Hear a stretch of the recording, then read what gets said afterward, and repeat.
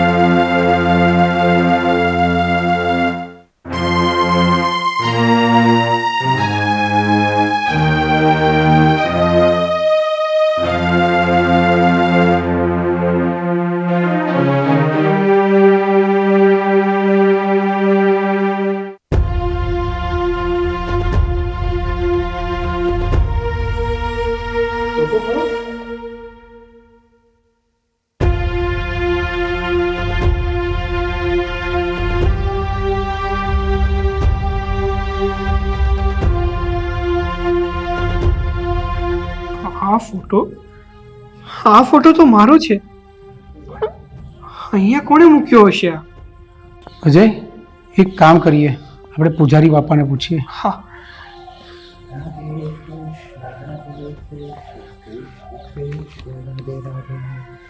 રાધે કૃષ્ણ રાધે કૃષ્ણ કૃષ્ણ કૃષ્ણ રાધે રાધે રાધે કૃષ્ણ. પૂજારી બાપા, પૂજારી બાપા, અરે આ ફોટો અહીં કોણ મૂકી ગયું?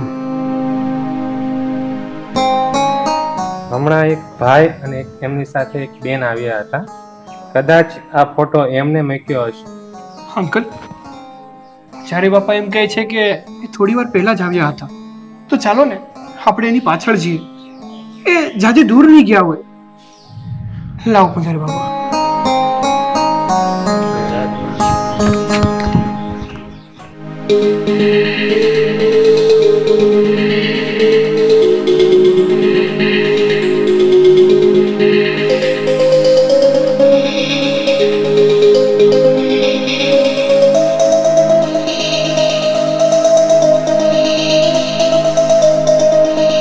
અંકલ, અહીંયા તો કોઈ નથી.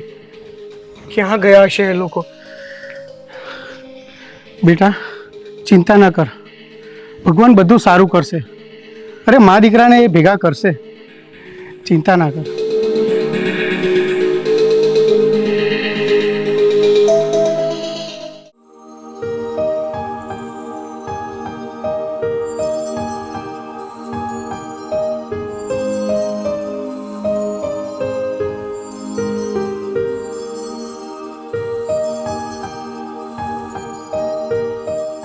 મામા, શું થયું?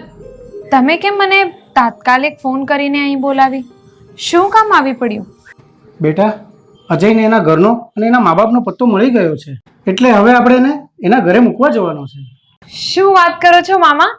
હા, અજયના ઘરનો પતો લાગી ગયો છે? તો મને કોણ છે એના મમ્મી પપ્પા? બેટા, એ તો હું એના ઘરે લઈ જઈશ ને ત્યારે જ તને કહીશ. અત્યારે તો આપણે એને ઘરે લઈ જવાનું છે, કારણ કે તારા લગ્ન માટે એણે 1 લાખ રૂપિયા આપ્યા અને એના માટે એણે એનું ઘર છોડવું પડ્યું. તમારી વાત સાચી છે મામા. આજે અજયની જે પણ હાલત છે ને એના માટે હું જ જવાબદાર છું. આજે જો મારો સગો ભાઈ હોત તો પણ મારા માટે આટલી બધી કુરબાની ના આપે. એટલું બધું કર્યું છે અજય મારા માટે. એવું ના બોલ સંજના.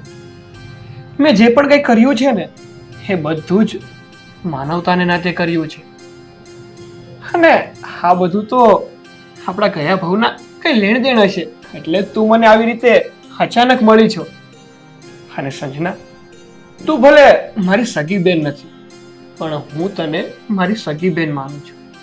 ચાલો બેટા, હવે આપણે અજયના ઘરે જઈએ. હા મામા, ચાલો.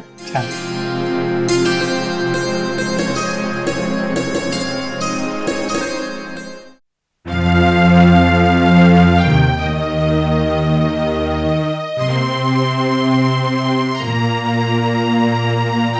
મમ્મી. અજય, તું? હા મમ્મી, હું.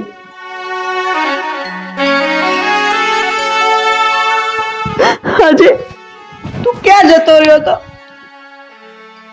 મને તારા વગર નહોતું ગમતું. હા મમ્મી, ગમતું તો મને પણ નહોતું, પણ હું શું કરું? કારણ કે મારા પપ્પાએ મને ઘરની બહાર કાઢી મૂક્યો હતો.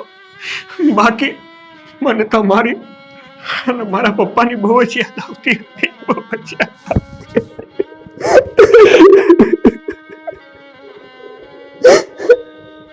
બેટા, મને માફ કરી દે.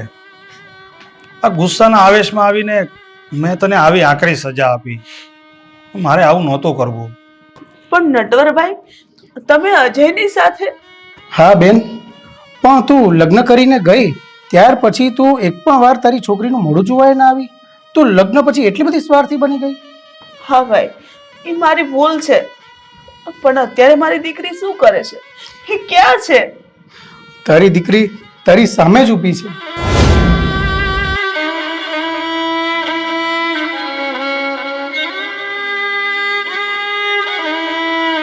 મારી દીકરી છે ભાઈ? હા, આ જ તારી દીકરી છે. બેટા, તું આટલી બધી મોટી થઈ ગઈ? હા મમ્મી, પણ તું મને એક વાર પણ મળવા નથી આવી. તને તારી આ દીકરીની યાદ નહોતી આવતી? હા બેટા, મને માફ કરી દે. મારા પગમાં શરતોની બેડીઓ બાંધાયેલી હતી, એટલે હું તને મળવા ન આવી શકી. પણ હવે હું તને મારી નજરથી દૂર નહીં કરું. નહીં કરું.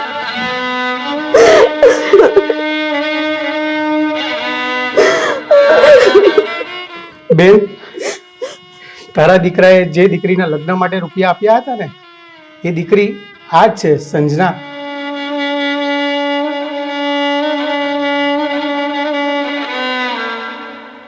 શું એ 1 લાખ રૂપિયા આજે સંજનાના લગ્ન માટે આપી દીધા હતા? હા બેન, હા બેન, એ સમયે અમે એકબીજાને ઓળખતા ન હતા. ભગવાને જ અજયને એના હાથે એની બેનના માથે પિયરનું પાનેતર ઓઢાડી દીધું.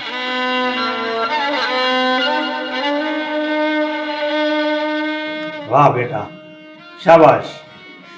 આજે મને તારા ઉપર ગર્વ થાય છે કે જે કામ અમારે કરવું જોઈએ ને એ કામ તે કરી બતાવી દીધું.